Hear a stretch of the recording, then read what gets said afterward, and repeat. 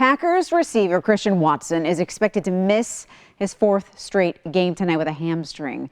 Also yesterday, the Packers placed cornerback Eric Stokes on injured reserve with a hamstring. Andrew Muser rejoins us live now from Minneapolis with a closer look at that particular injury. Andrew?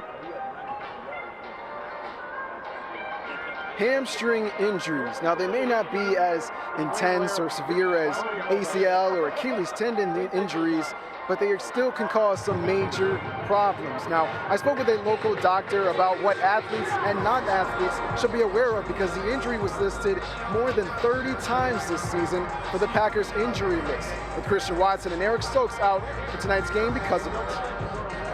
Just like any injury, hamstring injuries can be very frustrating. Dr. Michael Harper, of orthopedic and sports medicine specialist in Green Bay, has had many patients suffer from hamstring injuries and says the process can be frustrating for those patients and providers. And a lot of times it happens when they're decelerating. And so if you watch film of somebody when they're back and they grab their hamstring, a lot of times it's actually when they're slowing down versus when they're trying to speed up. And starting as early as Week 1, 3 Packers players suffered hamstring injuries of some degree. After the Week 1 win against the Chicago Bears, running back Aaron Jones was added to that list. And wide receiver Christian Watson has now missed 7 games due to hamstring injury. The majority of hamstring injuries that are in that grade 1 or the mild category, it's a matter of weeks that they're getting back. But there are some that just continue to persist, and it can take months, as we have seen and some of the prominent sports stars that we have, that it takes a long time to fully recover and get back. Dr. Harper says most of the time it's treatable without needing surgery. We do our best of trying to identify what's the best course of action. And if we can treat something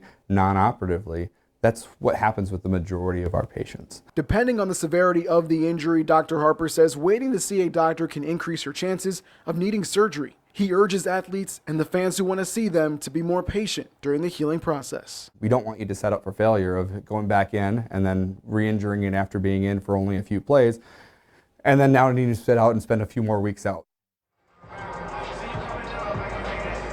And going back to the grass versus turf fields debate, Dr. Harper says that there is no significant evidence to prove which type of field really creates more of a hamstring or any other type of injury risk.